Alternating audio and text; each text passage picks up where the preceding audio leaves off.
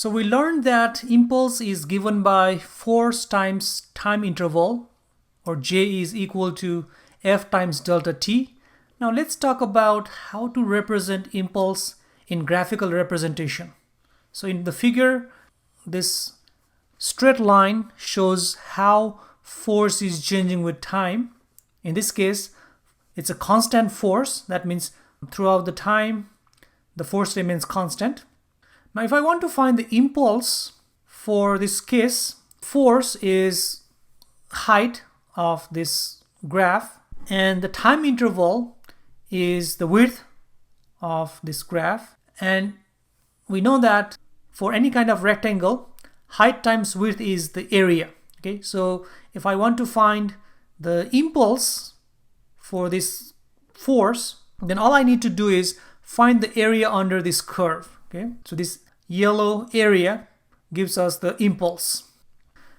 Now we can use the same concept for any kind of graph, not just the constant force graph. We can also find the impulse for this kind of triangular graph. All I need to do is find the area under the curve, and that gives us the impulse. Often in real life context, force may be changing in different ways. So for example, when you are hitting a baseball with a bat, so what happens is when the ball starts to touch the bat, the force gradually increases, and as the ball comes in contact with the bat more and more, force gets greater and greater, and eventually there would be maximum force between the bat and the ball.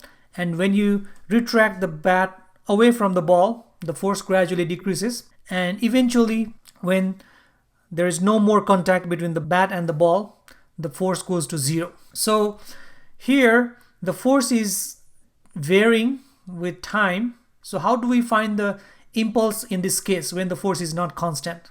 We can find the average of all these forces. So average means you add all these forces and divide by however many number of forces you have.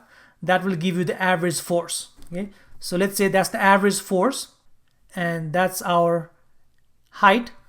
We want to find the impulse from this point to that point. So our time duration is this line. So to find the impulse, all I need to do is multiply this height by the width, which is the area under the average force line.